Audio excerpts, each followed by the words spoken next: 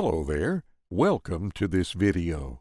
In just 12 minutes, we will see how to use Cubase 13, one of the best digital audio workstations, DAWs, with incredible capabilities in composing and producing music under a perpetual license. In this video, we're going to use Cubase Pro, but the basics do not change across all the versions.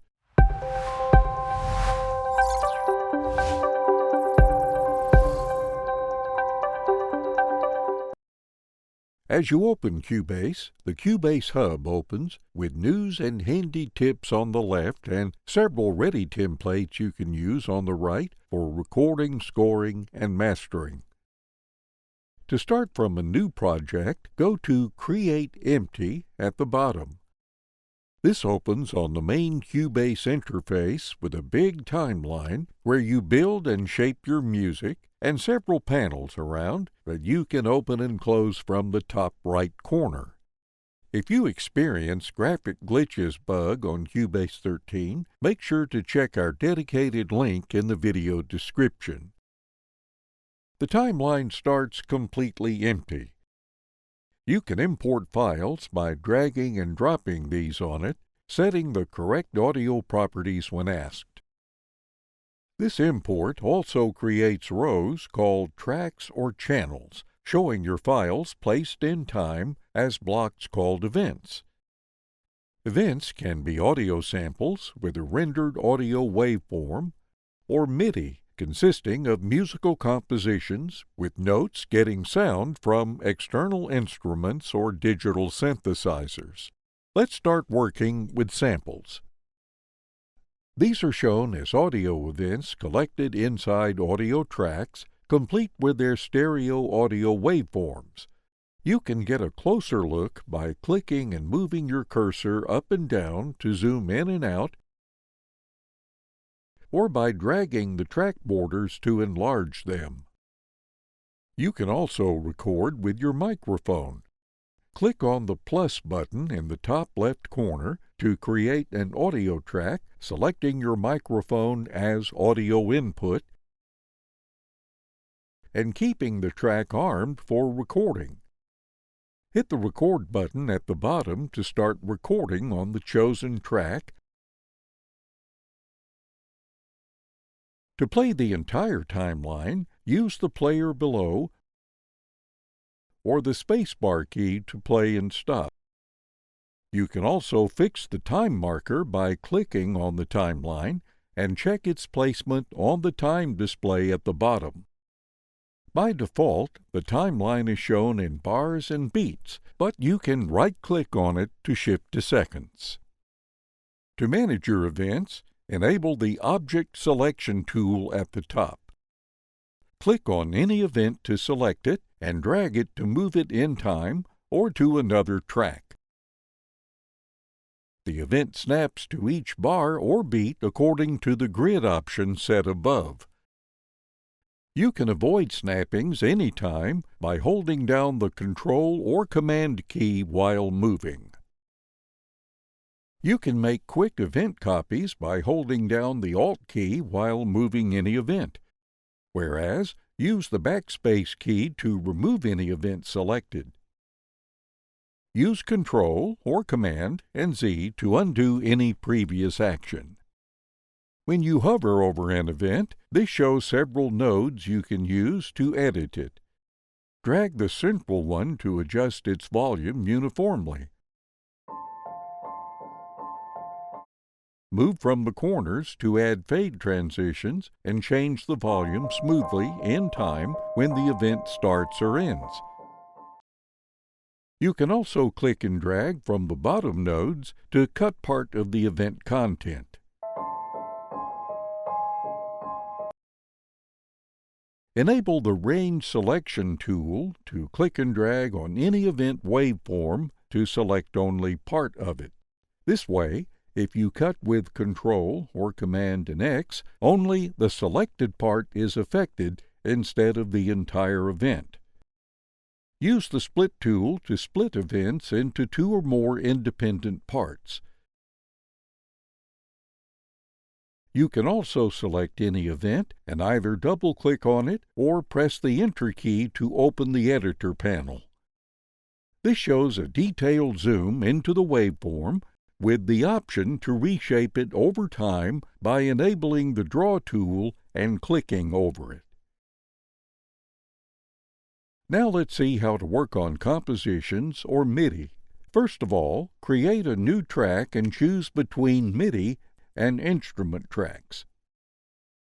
Select MIDI to connect any external instrument with Cubase, or switch to Instrument to use the virtual instruments known as synthesizers or VSTs. In this video, we'll focus on generating compositions only with synths.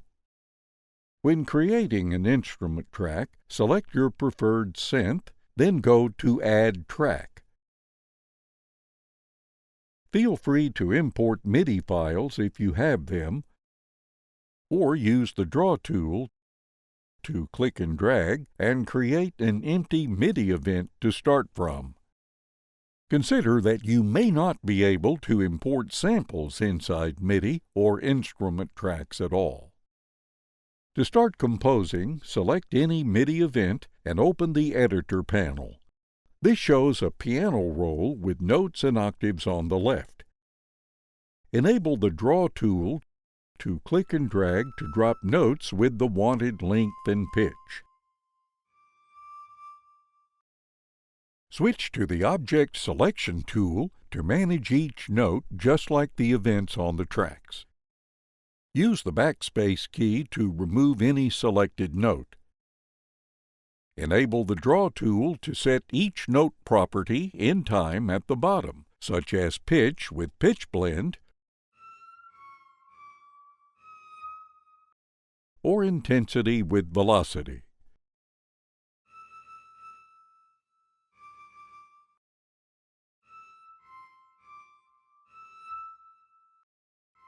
To compose faster, you may play any MIDI event in loop. Click and drag on the timeline to create a cycle region and enable the Activate Cycle button at the bottom to play the region in loop continuously. You can also drag in the opposite direction to select an orange region that is bypassed during the playback. In the bottom right corner, set the tempo for your composition, such as the conversion rate from bars and beats to seconds. This adjusts the speed rate of your MIDI compositions based on bars and beats. The tempo won't affect samples since they are already rendered on a time base in seconds. You can also compose by using the sound from samples instead of synthesizers. In this case, create a sampler track, and in the Sampler Control panel, drag and drop the sample file to take as reference. Adjust its pitch, add filters, and set properties as needed.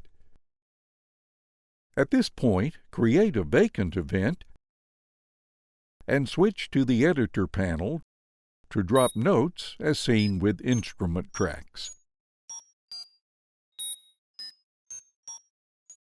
On the left side, you can adjust the options for the entire track, affecting all the events collected within it.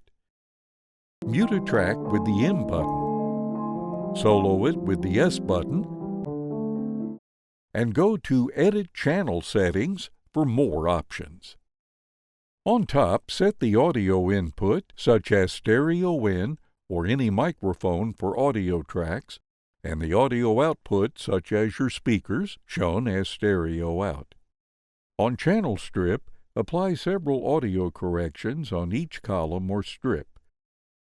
Apply noise gating, any compressor, limiter, or add up to 4 audio filters with the equalizer. Open its tab to enlarge it, complete with a live audio spectrum of the audio output. On each strip, click on Bypass Module to enable or disable it. Head to the Inserts panel on the left to apply effects to your current track. Click on any slot to browse through the list, choosing between a pre-fader slot to apply the effect before the channel strip chain, or a post-fader slot to apply the effect after it. Effects are always applied in order from top to bottom. Click on any effect to adjust its properties, and go to Bypass Insert on the left to enable or disable it. Whereas, click on Select Insert to change the effect to be applied. On the right side, you get the main options for the current track or channel, such as the mute and solo buttons, and also the volume meter in decibels, with its vertical slider to manage the volume level. Make sure to avoid any distortion shown as yellow levels. On top, use the Balance Panner to adjust the volume between the left and the right stereo outputs.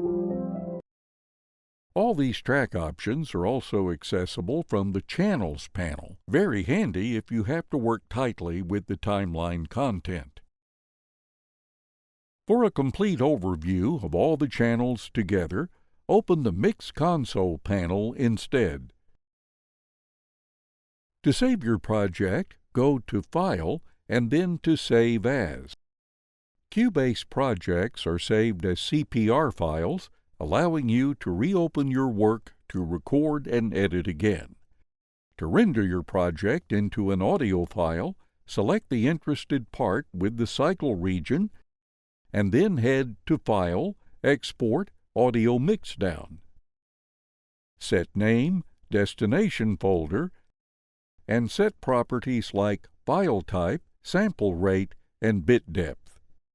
On the left, select the channels to export, such as stereo out to export all of them, and then hit Export Audio to start rendering.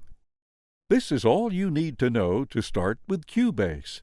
Head over to our YouTube channel and official website to discover more about music production and get complete guides on graphics and AI.